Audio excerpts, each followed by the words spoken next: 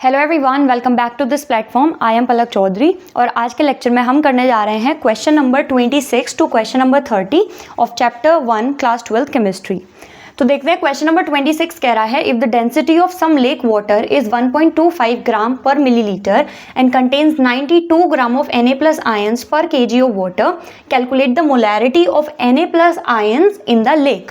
तो क्वेश्चन हमसे ये कह रहा है कि हमारे पास एक लेक है ना, उसके अंदर उस लेक में जो वाटर है तो उस लेक वाटर का जो डेंसिटी है वो हमें दे रखी है 1.25 ग्राम पर ml, मतलब उस झील का जो पानी है उसकी डेंसिटी हमें इतनी दे रखी है और उसके अंदर Na प्लस आयंस हैं। ठीक है, उस वाटर के अंदर सोडियम के आयंस प्रेजेंट हैं। अब हमें ये भी बता रखा है कि पर kg of water 92 gram of Na plus ion उसमें प्रेजेंट है। मतलब अगर हम झील के पानी में देखेंगे तो हर 1 ग्राम पानी के अंदर आपको 92 ग्राम Na प्लस आयंस का कॉन्सेंट्रेशन मिल जाएगा। और हमें मोलैरिटी कैलकुलेट करनी है Na प्लस आयंस की। तो जो जो चीज़ हमें गिवन है हम लिख लेते हैं। तो देखो, सबसे पहले हमें डेंसिटी दे रखी है। डेंसिटी हमें दे रखी है कितनी, 1.25 ग्राम पर ml। ठीक है, उसके बाद हमें बता रखा है Na प्लस आयन कितने मिलेंगे, 92 ग्राम होंगे। 92 ग्राम का मतलब क्या है कि हमें सोल्यूट का मास दे रखा है ना, Na प्लस कितने दे रखा है, 92 ग्राम। इसका मतलब हमें क्या दे रखा है, हमें दे रखा है मास ऑफ सोल्यूट। सोल्यूट का मास दे रखा है और सोल्यूट है क्या अपना, Na प्लस है। कितना दे रखा है, 92 ग्राम। उसके बाद ये भी बताया है क्या है, 92 gram of Na plus ions पर किलोग्राम ऑफ वाटर, की हर एक किलोग्राम पानी के अंदर 92 ग्राम Na प्लस आयंस हैं। इसका मतलब हमें सॉल्वेंट का मास भी पता है, कितना है, 1 किलोग्राम हो गया। तो हम यहाँ पर लिखेंगे मास ऑफ सॉल्वेंट का मास कितना हो जाएगा, मतलब वाटर का मास कितना हो जाएगा हमारे पास, 1 किलोग्राम हो जाएगा। हर एक किलोग्राम के अंदर 92 ग्राम Na प्लस आयंस है। ठीक है, 1 किलोग्राम को अगर हम ग्राम में कन्वर्ट करेंगे तो हमें मिल जाएगा 1000 ग्राम। ठीक है, हमें कैलकुलेट करना है मोलैरिटी। तो भाई सबसे पहले मोलैरिटी का फॉर्मूला बताओ क्या होता है। तो मोलैरिटी का फॉर्मूला हमें पता है, मोलैरिटी इज इक्वल्स टू होता है मोल्स ऑफ सोल्यूट और अपोन में आता है volume of solution in litre. ये होता है हमारा मोलैरिटी कैलकुलेट करने का फॉर्मूला। अब इसमें सबसे पहले देखते हैं मोल्स। क्या हमें मोल्स गिवन है, नहीं। मोल्स कैसे निकलेंगे फिर, मास अपॉन मोलर मास है ना, तो मास और मोलर मास वाला फॉर्मूला लगाएंगे तो मोल्स हम कैलकुलेट कर लेंगे। ठीक है, वॉल्यूम हमें गिवन है, वॉल्यूम भी नहीं दे रखी है। वॉल्यूम कैसे निकालेंगे, तो हमें डेंसिटी दे रखी, वहां से वॉल्यूम निकाल लेंगे। तो अगर हमें मोलैरिटी कैलकुलेट करनी तो पहले मोल्स का निकालते हैं, वॉल्यूम निकालते हैं, इस फॉर्मूले में रखेंगे और फिर हमें मोलैरिटी अपनी मिल जाएगी जो हमसे क्वेश्चन में पूछा है। तो सबसे पहले शुरू करते हैं। मोल्स निकालने के लिए हमें मोलर मास चाहिए। तो देखो, molar mass of Na plus ion का मोलर मास कितना हो जाएगा, 23 ग्राम है ना। Na प्लस आयन का मोलर मास कितना होता है, 23 ग्राम। अब मोल्स कैलकुलेट कर लो इसके। तो मोल्स इज इक्वल्स टू आ जाएगा मोल्स ऑफ Na प्लस, क्या आ जाएगा, moles is equals to mass upon molar mass कितना दे रखा है, अगर हम देखें ऊपर तो मास हमें दे रखा है 92 और मोलर मास हमें दे रखा है 23 से 92 जाएगा तो हमें कितना मिल जाएगा, 4 मिल जाएगा है ना, 4 मोल। तो हमें पता चल गया कि सोल्यूट के कितने मोल हैं, 4 मोल हैं। ठीक है, अब मोलैरिटी निकालने के लिए हमें क्या चाहिए, ऊपर चाहिए मोल्स जो हमें पता चल चुके हैं और अपोन में क्या चाहिए, वॉल्यूम और चाहिए। तो अब वॉल्यूम और निकाल लो। वॉल्यूम कैसे निकलेगा, डेंसिटी का फॉर्मूला लगाएंगे। तो डेंसिटी इज इक्वल्स टू क्या होता है, डेंसिटी इज इक्वल्स टू होता है मास पर यूनिट वॉल्यूम। यहां से अगर हम देखें तो हम वॉल्यूम कैसे निकाल लेंगे, तो वॉल्यूम इज इक्वल्स टू हो जाएगा मास अपॉन डेंसिटी। ठीक है, वॉल्यूम इधर आ जाएगा, डेंसिटी अपोन में जाएगा, मास अपॉन डेंसिटी। अब मास कितना है, देखो 1000 ग्राम है तो यहाँ पे हमने 1000 रख दिया। डेंसिटी हमें दे रखी है कितनी, 1.25 दे रखी है। ठीक है, इसको हम सॉल्व करेंगे और जब हम इसको सॉल्व करेंगे तो हमें देखो यहाँ पे करेंगे, हमें मिलेगा 800 है ना, हमें मिलेगा 800 ml 800 मिलीलीटर। लेकिन अगर आपको ध्यान हो मोलैरिटी में हम जब भी वॉल्यूम रखते हैं तो लीटर में रखते हैं, तो इसको किस में कन्वर्ट करना पड़ेगा, लीटर में। लीटर में कन्वर्ट करेंगे तो क्या करेंगे 1000 से डिवाइड, और जब 1000 से डिवाइड करेंगे तो ये हो जाएगा 0.8 लीटर। ठीक है 1 2 3 यहाँ पे पॉइंट लग जाएगा तो 0.8 लीटर हो जाएगा। अब सिंपल अपना फॉर्मूला लगाओ और उसमें वैल्यू पुट कर दो। तो क्या है formula, molarity is equals two moles of solute divided by volume of solution in litre. ठीक है फॉर्मूला लगाइए, मोल्स ऑफ सोल्यूट हमें कितने मिले 4, तो यहाँ पे हमने रख दिया 4। वॉल्यूम ऑफ सॉल्यूशन कितना है 0.8। इसको ठीक करो, ये पॉइंट हटाओगे तो ऊपर 10 आ जाएगा और यहाँ पे 8 आ जाएगा। 4 2 8 2 5 टाइम 10 चला गया, तो हमें 5m हमें मिल गया हमारा मोलैरिटी। ठीक है आसान क्वेश्चन था। तो ये हो गया क्वेश्चन नंबर 26। अब चलते हैं क्वेश्चन नंबर 27 पर। Question number 27, if the solubility product of CuS is 6 into 10 raised to the power minus 16, calculate the maximum molarity of CuS in aqueous solution। तो देखो ये जो क्वेश्चन है थोड़ा सा अलग है, अभी तक हमने जितने भी क्वेश्चन करे हैं उन सबसे अलग है ये। तो इसमें क्या कह रहे हैं कि हमारे पास CuS है ना, कॉपर सल्फाइड है, उसका जो solubility प्रोडक्ट है वो ये दे रखा है और हमें क्या निकालना है, इसकी मोलैरिटी निकालनी है। तो ये क्या है solubility प्रोडक्ट और ये क्या होता है पहले हमें समझना पड़ेगा। तो देखो जैसे पहले हम कॉपर सल्फाइड की अगर हम बात करें तो CuS जैसे ही हम इसे एक्वस सॉल्यूशन में डालेंगे, है ना, हमें एक्वस सॉल्यूशन दे रखा है, तो जैसे ही हम इसे वाटर के अंदर डालेंगे तो क्या होगा Cu2 प्लस और S2 माइनस में ये हो जाएगा ब्रेक, है ना, डिसोसिएट हो जाएगा। CuS Cu2 प्लस और S2 माइनस में डिसोसिएट हो जाएगा। ठीक है अब पहले मानते हैं कि हमारा ये X था, लेट करते हैं कि एट टाइम t, जब हमारा t क्या है 0 है, मतलब जब अपनी रिएक्शन अभी शुरू नहीं हुई है, तो ये अपना इसका कॉन्सेंट्रेशन हमने x मान लिया, तो ये कितने हो गए 0, क्योंकि अभी तो हमारी रिएक्शन स्टार्ट ही नहीं हुई है। जब रिएक्शन स्टार्ट नहीं हुई तो ये तो पूरा का पूरा है, लेकिन ये कितने बने 0 बने, मतलब इनका कोई भी कॉन्सेंट्रेशन अभी नहीं है।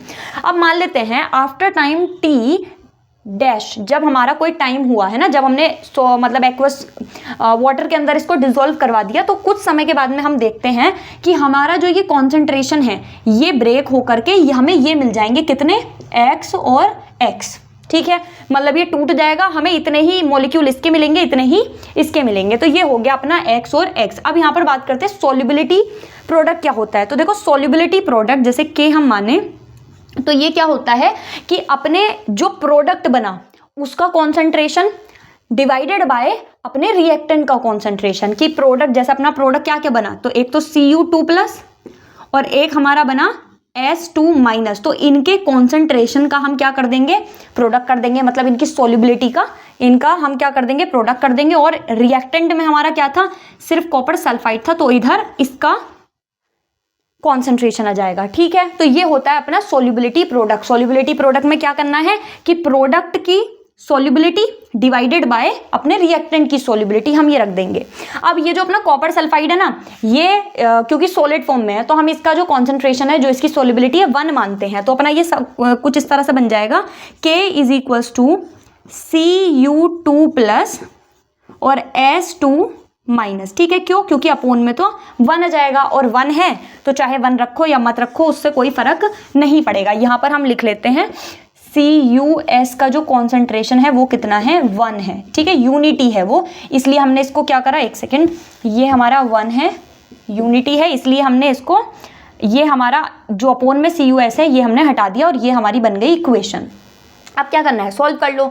K क्या है सॉल्युबिलिटी प्रोडक्ट कितना दे रखा है 6 into 10 raise to the power minus 6 is equals to Cu2 plus का सॉल्युबिलिटी कितनी है x हो गई, इसकी सॉल्युबिलिटी कितनी है x हो गई। ठीक है तो ये हो गया 6 into 10 raise to the power minus 6 is equals to x square. ये स्क्वायर हटाएंगे इधर क्या है रूट हो जाएगा, तो 6 into 10 raise to the power minus 1 second 16 है वहाँ पे, है ना, तो ये हो जाएगा 16। ये हमें जो दे रखा है 10 raise to the power minus 16 दे रखा है। ठीक है ये हो गया x। अब 6 को रूट के बाहर निकालेंगे तो हमें अप्रोक्सीमेटली मिलेगा 2.45 और 10 की पावर, देखो -16 है, जब ये रूट के बाहर आएगा तो कितना हो जाएगा, इसका हाफ हो जाएगा, मतलब -8 हो जाएगा। ये आ गया हमारा कॉन्सेंट्रेशन किसका, x का। तो हम कह देंगे हमसे क्या पूछा था, मोलैरिटी पूछी थी, तो हम यहां पर लिख देंगे दस molarity of the solution is, कितनी मोलैरिटी आ गई, 2.45 इंटू 10⁻⁻8 m। ठीक है, ये हो गया अपना क्वेश्चन नंबर 27। आसान सवाल है, बस थोड़ा सा अलग है, ये ध्यान रखना, इस चीज को ध्यान रखना कि सोल्युबिलिटी प्रोडक्ट होता क्या है। क्या होता है सोल्युबिलिटी प्रोडक्ट, कि अपना प्रोडक्ट का जो भी सोल्युबिलिटी है उसका प्रोडक्ट कर दो और डिवाइड में कर दो अपना रिएक्टेंट की सोल्युबिलिटी। रिएक्टेंट की सोल्युबिलिटी को हम 1 मानते हैं, तो ये 1 हो जाएगा, तो अपना क्या हो जाएगा, प्रोडक्ट की सोल्युबिलिटी यहाँ पर आ जाएगी, और उसको हमने लेट कर लिया था x y z, कोई भी वेरिएबल हम लेट कर सकते हैं। तो ये हो गया हमारा क्वेश्चन नंबर 27। अब चलते हैं क्वेश्चन नंबर 28 पर। तो क्वेश्चन नंबर 28 कह रहा है calculate the mass percentage of aspirin in acetonitrile when 6.5 gram of C9H8O4 is dissolve in 450 gram of CH3CN। देखो क्या क्या हमसे कह रहे हैं कि हमें मास परसेंटेज कैलकुलेट करनी है एस्पिरिन की। ठीक है, ये हमें दे रखा है, इसका एटॉमिक, इसका फॉर्मूला हमें दे रखा है, तो हमें एस्पिरिन की पता करनी है मास परसेंटेज। और हमें आगे बताया है कि जब हमने 6.5 ग्राम एस्पिरिन को 450 ग्राम एसिटोनाइट्राइल के अंदर डिसॉल्व करवाया है, मतलब हमें सोल्यूट को, हमने 6.5 ग्राम सोल्यूट को 450 ग्राम सॉल्वेंट के अंदर डिसॉल्व करवाया है, तब आपको एस्पिरिन की, मतलब सोल्यूट की मास परसेंटेज कैलकुलेट करनी है। देखो मैं मानती हूं कि इस चैप्टर का सबसे ईजिएस्ट क्वेश्चन यही है। क्यों, इसमें कुछ करना ही नहीं है, सिर्फ जो दे रखा है रखो, फॉर्मूला लगाओ एंड सोल्व हो जाएगा। क्या क्या दे रखा है, देखो सबसे पहले हमें दे रखा है मास ऑफ एस्पिरिन कितना है 6.5, और एस्पिरिन हमारा क्या है, यहाँ पे सोल्यूट है, तो हमें यहाँ पे सोल्यूट का मास दे रखा है, मास of solute, mass of solute मतलब W2 कितना दे रखा है 6.5 ग्राम। उसके बाद हमें सॉल्वेंट का मास कितना दे रखा है, मास of solvent, mass of solvent मतलब हो जाएगा हमारा W1 कितना दे रखा है, देखो 450 ग्राम, 450 ग्राम। हमें यहाँ पे निकालनी है मास परसेंटेज। मास परसेंटेज का सिंपल फॉर्मूला लगा दो, क्या होता है, mass percentage, mass percentage is equals to हो जाएगा mass of solute, mass of solute divided by mass of solvent, sorry mass of solution, है ना, मास ऑफ सोल्यूशन इनटू 100। ये हो जाएगा अपना फॉर्मूला, क्या कि ऊपर सोल्यूट का मास रखो, नीचे सॉल्यूशन का मास रखो और 100 से कर दो इसकी मल्टीप्लाई। सोल्यूट का मास हमें कितना दे रखा है 6.5। अच्छा सॉल्यूशन का मास कैसे निकलेगा, तो सॉल्वेंट और सोल्यूट दोनों को क्या कर दो, ऐड कर दो। तो हम क्या करेंगे 6.5 को और 450 को ऐड कर देंगे और मल्टीप्लाई कर देंगे इसकी 100 से। अब करो इसको, ये हो गया 6.5, यहाँ पे ऐड करेंगे तो कितना हो जाएगा, ये हमें मिलेगा 456, कितना हो जाएगा 456.5 इंटू 100। ठीक है, अब इसको सॉल्व करो, 5 से करते हैं तो 5 1 जा 5, 5 3 जा 15, ये जाएगा भाई 5 9 जा 45, 5 1 जा 5, 3 जा 15। अब तो कुछ सॉल्व नहीं होगा। अब हम अगर इसको सॉल्व करेंगे 13 को डिवाइड करेंगे 913 से, तो हमें आंसर मिलेगा 0.0142 और मल्टीप्लाई कर देंगे 100 से। मल्टीप्लाई करने पर क्या होगा, पॉइंट इधर खिसक जाएगा, तो हमें मिलेगा 1.42%। ये हो गया हमारा आंसर। बस इतना ही इसमें करना है, सबसे सिंपल क्वेश्चन है ये सब इस चैप्टर का। तो हमें सोल्यूट का मास दे रखा है, सॉल्वेंट का मास दे रखा है, मास परसेंटेज निकालना है। फॉर्मूला लगा दिया, मास of solute, mass of solution. Solute हमें 6.5 दे रखा था, सोल्यूशन का कैसे निकल जाएगा, सोल्यूट और सॉल्वेंट को ऐड करके। तो ये हमने करा और बाद में सॉल्व कर लिया, हमारा आंसर आ गया 1.42%। ठीक है, तो ये हो गया क्वेश्चन नंबर 28। अब चलते हैं क्वेश्चन नंबर 29 पर। क्वेश्चन नंबर 29 कह रहा है nalorphine similar to morphine is used to combat withdrawal symptom in narcotic user. Dose of nalorphine generally given as 1.5 milligram. Calculate the mass of 1.5 into 10⁻³ m aqueous solution required for the above dose. तो सवाल हमारा ये है कि हमारे पास एक compound है नेलोरफीन नाम का, है ना, उसका ये यहाँ पर फॉर्मूला भी दे रखा है। तो ये जो नेलोरफिन कंपाउंड है मॉर्फिन की तरह होता है, जो कि नार्कोटिक यूजर के सिम्टम्स को विड्रॉ करने के लिए यूज करा जाता है। तो हमें यहाँ पर ये बताया है कि जो इसकी जनरल डोज दी जाती है वो कितनी दी जाती है, 1.5 मिलीग्राम दी जाती है। ठीक है, अब हमें एक एक्वस सोल्यूशन प्रिपेयर करना है। उस एक्वस सोल्यूशन का जो मोलैलिटी है वो इतनी होनी चाहिए, मतलब जो भी हम सोल्यूशन पानी के अंदर हम इस ड्रग को डिसोल्व करेंगे तो उसकी जो मोलैलिटी है वो इतनी होनी चाहिए, और उसके अंदर हम सोल्यूट कितना डालेंगे, 1.5 मिलीग्राम सोल्यूट डालेंगे। तो अब ये बताओ कि हमें कितना ग्राम पानी चाहिए, मतलब हमें अमाउंट बताना है वाटर का, अमाउंट बताना है सॉल्वेंट का। ठीक है, तो क्या क्या हमें गिवन है हम यहाँ पर लिख लेते हैं। तो हमें एक तो बता रखा है नेलोरफिन कितना दे रखा है, 1.5 मिलीग्राम, मतलब हमें सोल्यूट का अमाउंट बता रखा है। सोल्यूट का अमाउंट तो हमें यहाँ पर दे रखा है मास of solute, mass of solute. अच्छा, सोल्यूट के मास को हम क्या डिनोट करते हैं, W2, कितना दे रखा है, 1.5 मिलीग्राम। उसके बाद हमें क्या दे रखा है, मोलैलिटी हमें पता है, मोलैलिटी जो हमारे सॉल्यूशन की होगी, मोलैलिटी ऑफ सॉल्यूशन, सॉल्यूशन की मोलैलिटी कितनी दे रखी है, 1.5 इंटू 10 की पावर -3 m। ठीक है भाई, अब यहाँ पर देखो मोलैलिटी का ही हम फॉर्मूले का यूज करेंगे। क्या है मोलैलिटी हमारा, मोलैलिटी का फॉर्मूला होता है, मोलैलिटी होता है, ऊपर आ जाते हैं मोल्स, मोल्स ऑफ सोल्यूट, ऊपर क्या करते हैं सोल्यूट के मोल्स रखते हैं, और डिवाइड में आ जाता है mass of solvent, mass of solvent in KG. ठीक है, mass of solvent in KG. अब यहाँ पर देखो मोलैलिटी हमें गिवन है, मास से हम मोलर मास, हमें क्या पता करना है, मास ऑफ ये, हाँ ये हम निकाल ही लेंगे। ठीक है, हमें यहाँ पर मोल्स पता होने चाहिए, मास हम निकाल लेंगे, हमें क्या पता होना चाहिए, मोल्स हमें पता होना चाहिए। अब मोल्स कैसे पता होंगे भाई, तो मोल्स का फॉर्मूला होता है मास अपॉन मोलर मास। तो पहले मोल्स निकालो और फिर इस फॉर्मूले में वैल्यू रख दो और फिर सोल्व कर लो, क्योंकि हमें देखो ये गिवन है, ये हम सोल्व कर लेंगे और ये हमें निकालना है। तो सिंपली इस फॉर्मूले का हम यूज करेंगे। तो सबसे पहले निकालते हैं सोल्यूट के मोल्स। मोल्स के लिए क्या चाहिए, मोलर मास पता होना चाहिए, तो मोलर मास कैलकुलेट करते हैं। तो यहाँ पर आएगा molar mass of solute, molar mass of solute. क्या है सोल्यूट का फॉर्मूला, C19H21NO3। ठीक है, सॉल्व करो। यहाँ पर कार्बन का 12 होता है, 19 कार्बन हमें दे रखे हैं, हाइड्रोजन का 1 होता है, 21 दे रखे हैं, नाइट्रोजन का 14 होता है, और ऑक्सीजन का तो यहाँ पर 16 इंटू 3 हो गया। ठीक है, इसको करेंगे तो यहाँ पर कितना आएगा, 2 2 8, ये हो जाएगा 21, ये हो जाएगा 14 और ये हो जाएगा हमारा 48। इसको हम सॉल्व करेंगे आगे, तो हम सारा ऐड करेंगे, हमें मिलेगा 311 ग्राम पर मोल।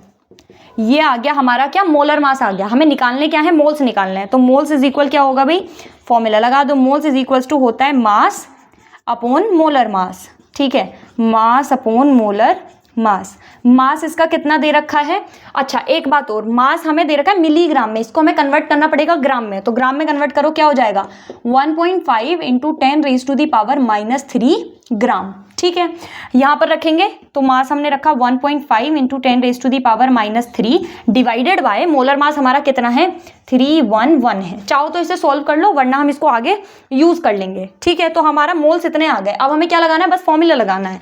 फॉर्मूला लगाओ किस चीज का, मोलैलिटी का। तो यहाँ पर हमने लिखा molality is equals two moles of solute, moles of solute divided by mass of solvent, mass of solvent in KG. ठीक है, हमें ये मास ही तो निकालना है, वैल्यू रख दो। मोलैलिटी की जगह हम क्या रखेंगे, मोलैलिटी हमें दे रखा है 1.5 इंटू 10⁻³ मोल्स हमें इतने दे रखे हैं, तो इस वैल्यू को हम यहाँ पर रखेंगे तो कितना आ जाएगा, 1.5 इंटू 10⁻³ और ये जो 311 है ये क्या है, डिवाइड में जाएगा 311, और हमें यहाँ पर क्या बचा, मास ऑफ सॉल्वेंट। ठीक है, अब मास को इधर ले आओ, तो मास इज इक्वल कितना हो जाएगा, तो मास इज इक्वल्स टू हो जाएगा, ये इधर आएगा तो 1.5 इंटू 10⁻³ 311 यहाँ पे था ही, और ये जो है ये भी कहाँ आ जाएगा, डिवाइड में। तो 1.5 इंटू 10⁻³ अब देखो 1.5 इंटू 10⁻³ से ये 1.5 इंटू 10⁻³ कैंसिल हो गया, तो हमें मास कितना मिल गया, मास इज इक्वल्स टू हो गया 1/311।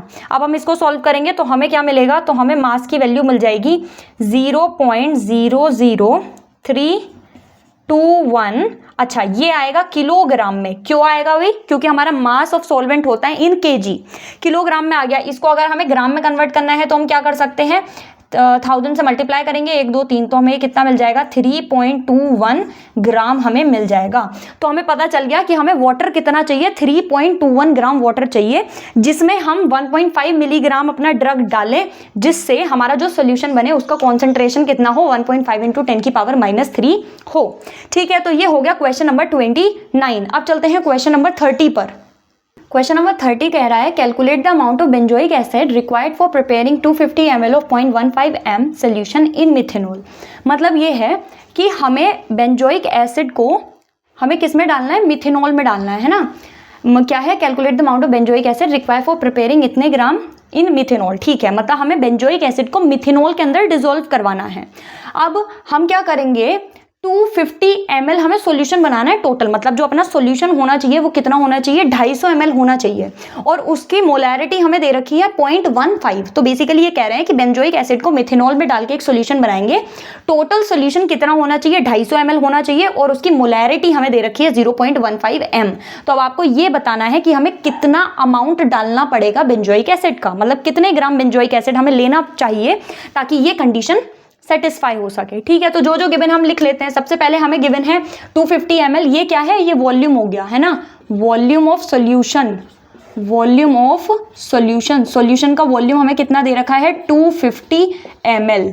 ठीक है, 250 ml हो गया, और हमें मोलैरिटी कितनी दे रखी है, मोलैरिटी हमें दे रखी है, molarity is equals to 0.15 m, capital M, ये हमें दे रखा है। हमें निकालना क्या है, हमें निकालना है बेंजोइक एसिड का मास निकालना है। तो सबसे पहले हम एक काम करते हैं, बेंजोइक एसिड का क्या मोलर मास कैलकुलेट कर लेते हैं। तो यहाँ पर हम क्या करेंगे, molar mass of benzoic acid. Benzoic acid का फॉर्मूला क्या है, C6H5COOH। ठीक है, तो ये हमें निकालना है, मोलर मास हमारा आ जाएगा। करते हैं, कार्बन का एक होता है 12 और 6 कार्बन हमारे पास हैं। हाइड्रोजन, एक हाइड्रोजन का होता है 1, 5 हाइड्रोजन है। फिर कार्बन दोबारा आ गया तो यहाँ पे 12 लिख लो। ऑक्सीजन का 16 होता है, देखो 2 ऑक्सीजन है तो डायरेक्टली 2 से मल्टीप्लाई कर लेते हैं, और फिर हाइड्रोजन का 1 हो गया। इसको सॉल्व करो तो देखो कितना आ जाएगा हमारे पास, 72, ये हो जाएगा 5, ये 12 और 1 यहाँ पे कर लिया, 13 हो जाएंगे, और यहाँ पर हो जाएगा 32। इसको ऐड करेंगे तो हमें कितना आंसर मिलेगा, हमें मिलेगा 122 ग्राम पर मोल। ठीक है, 122 ग्राम पर मोल, ये हमारा मोलर मास आ गया किसका, बेंजोइक एसिड का। अब इसके निकाल लेते हैं मोल्स।